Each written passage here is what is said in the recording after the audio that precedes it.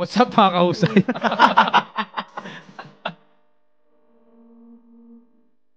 Nakita ko siya from ground up talaga. So doon ko nang nakita na parang ayaw ko ng ganitong buhay, ayaw ko ng ganung buhay.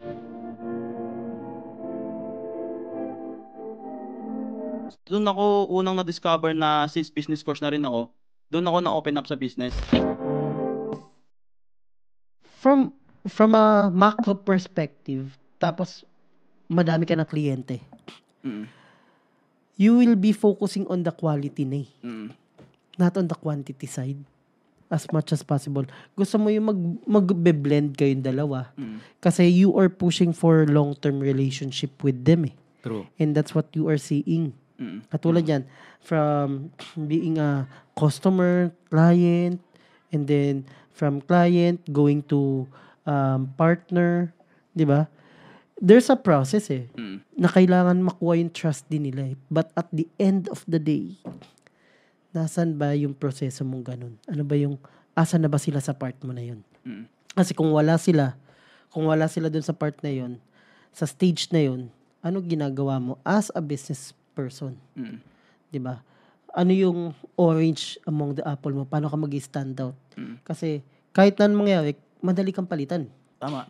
Madali sila, lalo na mga client sa ibang bansa, madali silang magpalit. Mm. Ngayon, paano gagawin mo? That's simply the question is. Mm. Diba? Paano gagawin for you to stand out? Of course, build relationship with them. Tama, yun. And result. Result, yes. Actually, yun talaga yung mga ano din Totoo, tama yung sinabi mo, coach, na na yung mga sa freelancing ngayon, yun yung cons ng mga sa freelancing industry. Yes. Madali kasi palitan talaga yung mga freelancer. Kaya yung iba parang hindi, yung iba pwedeng this month marami kayong client tapos next month wala na silang lahat. Yung iba kasi nagfo-focus sila sa kung paano kumuha ng client. Nakakalimutan nila yung client retention. Puro sila client acquisition, wala silang client retention. Yes. Ako kasi nung nag-start kami, parang talagang binigyan ko ng importance yung relationship. Tama yun. Kailangan mo talaga mag-build ng relationship. Hindi ka lang dapat nagbibigay ng service sa client mo. Dapat more than that, nag-extend ka rin ng, parang ina-extend mo rin siya sa personal na buhay niya. Kumbaga, at least kahit pag may mga birthday niya or may mga celebration, at least mag-greet ka sa kanya. Hindi yung puro message mo sa kanya kung kailan yung sahod. Di ba? Di ba? Parang kahit pa paano mag-extend ka rin na para ma-feel ng client mo na you're into his life talaga, na hindi ka lang more on business. Part na yung business, pero at least maging ano ka sa kanya. Mag-build ka ng magandang relationship. Sabi nga ni Coach Storm, jojowain. Jojowain mo dapat Totoo. Totoo yan. At ako, relate din ako sa sinabi niya, bro, yung mga clients mo na nagiging partners mo. One of my biggest client ngayon kasi, partner sa akin. So, that only proves na if you are able to provide value and build a relationship, yung isang client mo, pwedeng maging katumbas na 10 clients even. Tama. Yes. So that's true. From my own experience din. And by the way, ano ba yung tingin mo na dapat i-consider ng mga newbies natin na nanonood before they get into freelancing? Sa'yo ba, ano ba yung mga kinonsider mo and ano yung mabibigay mo sa kanila na mga tips?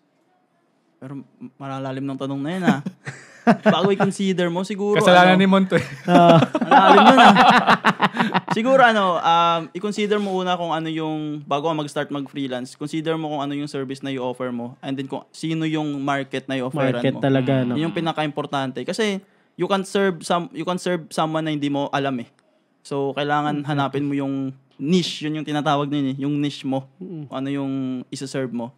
Tapos, syempre, i-offer mo yung service kung saan ka magaling. Kung saan confident ka na kaya mong magbigay ng result sa service na yan. Tama. Huwag kang mag-offer ng hindi mo alam. Tama. Mahirap yan.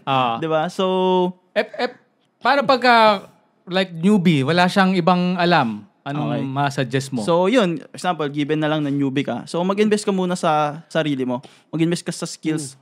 Kung ano yung service na gusto mong i-offer, aralin mo siya. Magpakagaling ka muna dun sa service na yun. And then, pag ikaw naman malalaman mo naman na, I think hinog na ako, ready na akong i-offer siya. Kaya ko nang magbigay ng result sa tao. Kasi, guys, lagi yung tatandaan, babayaran kayo ng tao. So, wag naman kayong mag-offer ng hindi quality. Kasi sila, ano man mangyari, babayaran kayo nila eh. Yes. So, at least, bigyan mo ng worth yung perang ibabayad nila sa'yo. Kasi at the end of the day, pag nakakapagbigay ka ng value sa tao, parang, ano na lang yun eh, yung ibang bonus na lang yung pagtaas pa ulit ng, sa may bayad sa'yo.